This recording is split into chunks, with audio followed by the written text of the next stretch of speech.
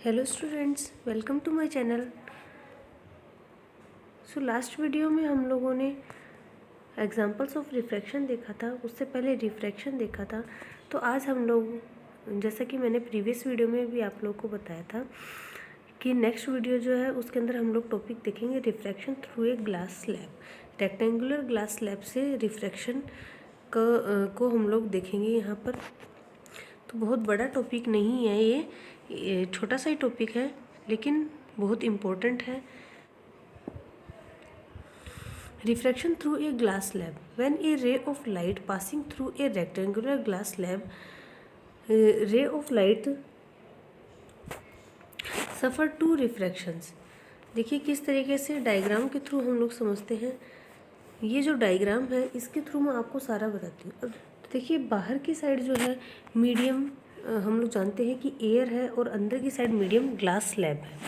और एयर जो है वो रेयर मीडियम है, और अंदर जो ग्लास है वो डेंसर मीडियम है। ठीक है, रेयर मीडियम यानी कि जिसके पार्टिकल्स बहुत दूर दूर हैं, और डेंसर मीडियम जिसके पार्टिकल्स बहुत पास पास हैं। तो एयर जो है वो गैसियस स्टेट में है, तो उसके पार्टिकल्स बहुत दूर दूर होते हैं। और ग्लास जो है वो एक सॉलिड मटेरियल है, तो उसके पार्टिकल्स बहुत पास पास हैं। ठीक है, तो यहाँ से देखिए, अब ये हम लोग को डायग्राम दे रखा है। यहाँ से लाइट रे जो है वो यहाँ पर एंटर करती है ग्लास स्लैब में। ठीक है, और नॉर्मल हम लोग बना लेते हैं। हम लोग जानते हैं कि नॉर्मल जो है वो 90 डिग्री का एंगल बनाते हुए जो देखो इस तरीके से, ये जो 90 डिग्री का एंगल बनाते हुए जो लाइन हम लोग ड्रॉ करते हैं उसको हम लोग नॉर्मल बोलते हैं, जिसको एन एंड एस से रिप्रेजेंट करते हैं। तो देखिए रिफ्रैक्शन क्या होता है कि जब भी कोई लाइट रे जो है वो एक मीडियम से दूसरे मीडियम में एंटर करती है, तो वो मीडियम के अकॉर्डिंग अपने पाथ से डिस्ट्रैक्ट हो जाती है। ठीक है, वो डिपेंड करता है कि वो रेयर से डेंसर मीडियम में जा रही है या डेंसर से रेयर मीडियम में जा रही है, लेकिन वो अपने पाथ से डिस्ट्रैक्ट हो जाती है। अब देखिए यहाँ पर बाहर ये लाइट जो है वो इस तरीके से जा रही है, और इसके अंदर इसका रेयर मीडियम में है। और जैसे ही ये ग्लास स्लैब में एंटर करती है, तो हम लोग जानते हैं कि ग्लास स्लैब में डेंसर मीडियम है, तो इसकी स्पीड थोड़ी सी कम हो जाती है, और ये क्या करती है, ये नॉर्मल की तरफ झुक जाती है। तो देखिए ये एक्चुअल में तो ऐसे जानी चाहिए थी सीधी। ठीक है, इस तरीके से जानी चाहिए थी, लेकिन ये इस तरीके से नहीं जाकर ये थोड़ी सी नॉर्मल की तरफ झुक जाती है यहाँ पर। ठीक है, अब ये I1 एंगल, जो इसका इंसिडेंट एंगल है वो I1 है, और जो रिफ्रैक्शन एंगल है वो R1 है। ठीक है, क्योंकि ये सिर्फ 1 इसलिए हम लोग दे रहे हैं इसको, क्योंकि ये फर्स्ट टाइम इसका रिफ्रैक्शन हुआ है इस ग्लास स्लैब का। जो अगर रेक्टेंगुलर ग्लास स्लैब से रिफ्रैक्शन होगा तो वो दो बार होगा। यहाँ पर 2 टाइम्स रिफ्रैक्शन होता है इस केस में, क्योंकि अब देखिए अभी ये ग्लास स्लैब से जब बाहर निकलेगी लाइट रे, तब इसका फिर से रिफ्रैक्शन हो जाएगा। तो यहाँ से ये लाइट रे जो है वो नॉर्मल की तरफ झुक जाती है, और इस तरीके से आगे कंटिन्यू जो है यहाँ पर आगे बढ़ती है। उसके बाद देखिए अब ये लाइट रे जो है फिर से क्या होगा कि ये बाहर निकलेगी अब। ठीक है, तो फिर से मीडियम चेंज होगा। फिलहाल ये ग्लास स्लैब के अंदर जो है मूव कर रही है। उसके बाद जब ये ग्लास स्लैब से एयर में जाएगी तो फिर से इसका मीडियम चेंज हो जाएगा। ठीक है, तो यहाँ पर अब क्योंकि ग्लास स्लैब में जो यहाँ पर इसका एंगल बन रहा है, ये I2 हो जाएगा यहाँ पर। ठीक है, I2 एंगल हो जाएगा, I1 नहीं होगा। देखिए यहाँ पर I2 एंगल हो जाएगा। ठीक है, I2 हम लोग लिखेंगे इसको। तो यहाँ पर ये I2 एंगल बनाते हुए इस नॉर्मल पर आ रही है। तो अब जैसे ही ये बाहर निकलेगी ना यहाँ से, ठीक है, तो ये नॉर्मल से दूर हट जाएगी, क्योंकि अंदर ग्लास स्लैब में इसकी वेलोसिटी कम है, इसकी स्पीड कम है। लेकिन जैसे ही ये बाहर निकलेगी तो बाहर मीडियम कौन सा है, एयर है। और एयर हम लोग जानते हैं कि रेयर मीडियम है ग्लास के कंपैरिजन में, तो इसकी स्पीड थोड़ी ज़्यादा हो जाएगी, तो ये नॉर्मल से थोड़ा दूर हट जाएगी। ठीक है, तो इस तरीके से ये R2 एंगल बनाते हुए बाहर निकल जाती है यहाँ पर। ठीक है, R2 एंगल बनाते हुए बाहर निकल जाएगी। तो ये है पूरा प्रॉपर जो रिफ्रैक्शन होगा टोटल 2 टाइम्स, ये पूरा डायग्राम के थ्रू हम लोग समझें। तो देखिए एक बार फिर से बता देती हूँ, I1 एंगल बनाते हुए कोई भी लाइट रे जो है वो यहाँ पर इस पर इंसिडेंट होती है ग्लास स्लैब पर। अब I1 एंगल बना रही है, लेकिन जब ग्लास में एंटर होगी तो ये नॉर्मल के तरफ झुक जाएगी और R1 एंगल बनाते हुए आगे बढ़ती है। उसके बाद फिर से, क्योंकि अब ये जो सेकंड जो इसके साइड है, एज है, इस पर जब पहुंचती है तो यहाँ पर I2 एंगल बनाते हुए नॉर्मल के साथ I2 एंगल बनाते हुए इस पॉइंट पर आती है। तो अब यहाँ पर और R2 एंगल बनाते हुए बाहर निकल जाती है।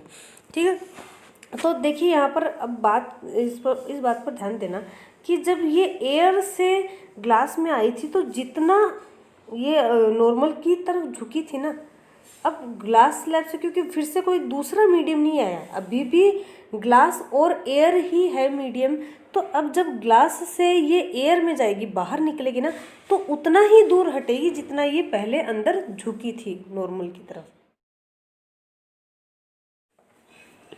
ठीक है, उतना ही दूर हटेगी, यानी कि यहाँ पर ये जो I1 एंगल है और ये जो R2 एंगल है ये सेम है। जितना एंगल बनाते हुए एंटर हुई थी उतना ही एंगल बनाते हुए बाहर निकलेगी, क्योंकि 2 बार रिफ्रैक्शन हो गया। देखो यहाँ पर एयर से ग्लास में तो ये नॉर्मल की तरफ झुक जाती है, फिर ग्लास से एयर में तो ये फिर से उतना ही दूर हट जाती है, यानी कि जितना एंगल ये I1 एंगल बनाते हुए आई थी ना, उतना ही ये R2 एंगल बनाते हुए बाहर निकल जाती है। ठीक है, यानी कि इसके अंदर डायरेक्शन में कोई भी चेंज नहीं आया। देखो ये डायरेक्शन जो है अगर अपन देखें तो ये इस तरीके से यहाँ पर ये आगे बढ़ती है।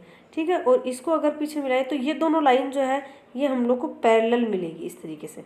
ठीक है, ये थोड़ा रफ डायग्राम है। ये दोनों लाइन जो है ये वाली और ये वाली ये हमें एक दूसरे के पैरेलल मिलती है, यानी कि डायरेक्शन तो वही है लेकिन थोड़ी सी शिफ्ट हो जाती है। देखो ये जो वैल्यू है हमारे पास में यहाँ से लेके यहाँ तक की, ये थोड़ा सा शिफ्ट हो जाती है, बाकी डायरेक्शन वही रहती है, क्योंकि डबल बार रिफ्रैक्शन हो गया ना, जितना अंदर झुकी थी उतना वापस निकल जाती। सिर्फ एक बार रिफ्रैक्शन होता तो इसकी डायरेक्शन भी चेंज हो जाती। देखो यहाँ पर इस डायरेक्शन में चली जाती है ऐसे, लेकिन यहाँ पर डायरेक्शन में चेंज नहीं होगा। देखिए यहाँ पर डायरेक्शन में चेंज नहीं होगा, यहाँ पर थोड़ा सा शिफ्ट हो जाएगा क्योंकि 2 टाइम्स रिफ्रैक्शन हो गया है। तो ये जो शिफ्ट है इसको बोलते हैं हम लोग लैटरल शिफ्ट। ठीक है, इसको हम लोग बोलेंगे lateral shift. Light emerges from rectangular glass slab in direction parallel to that in which it enters the glass slab. However, the final emergent ray is slightly shifted sideways from the direction of original incident ray by a distance called lateral shift. तो ये जो shift है यहाँ पर, यहाँ से लेकर यहाँ तक ये जो शिफ्ट हो गई है इसको बोलेंगे लेटरल शिफ्ट। ठीक है, तो ये है lateral displacement in rectangular glass slab refraction through a glass slab। ठीक है, तो मैंने आपको पूरे तरीके से एक्सप्लेन करने की कोशिश की है। अगर फिर भी किसी को कोई डाउट रह जाता है तो कोई दिक्कत नहीं है, उसके अंदर आप कमेंट सेक्शन में पूछ सकते हो। मेरे को जो भी क्वेश्चन आपका है मैं उसको आंसर करने की पूरी कोशिश करूँगी, या तो कमेंट सेक्शन में ही अगर छोटी सी कोई चीज़ होगी तब तो कमेंट सेक्शन में उसका आंसर कर दूंगी, या फिर अगर बहुत बड़ा कोई क्वेश्चन होगा तो उसके लिए सेपरेट वीडियो बनाकर उसका आंसर कर दूंगी। ठीक है, लेकिन मेरी पूरी कोशिश यही रहेगी कि आपके कोई डाउट नहीं रहे। तो वीडियो अगर आपको पसंद आया है तो प्लीज़ वीडियो को लाइक ज़रूर करना, चैनल को सब्सक्राइब कर लेना आगे के इसी और वीडियो के लिए। इसी तरीके के और वीडियो आपको मिलते रहेंगे।